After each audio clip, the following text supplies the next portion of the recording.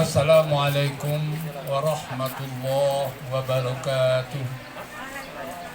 Bismillah walhamdulillah wassalatu wassalamu ala rasulillah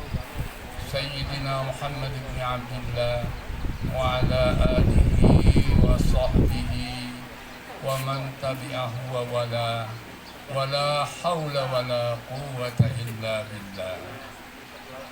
Bapak-bapak, ibu-ibu, hadirin semua undangan yang sangat kami hormati, izinkan pertama kali kami atas nama keluarga menyampaikan rasa syukur kehadiran Allah Subhanahu wa Ta'ala karena berkat rahmat, karunia dan perkenannya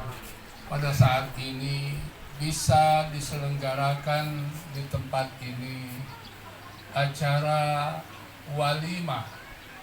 resepsi pernikahan yang sekaligus berisi pula perkenalan bagi dua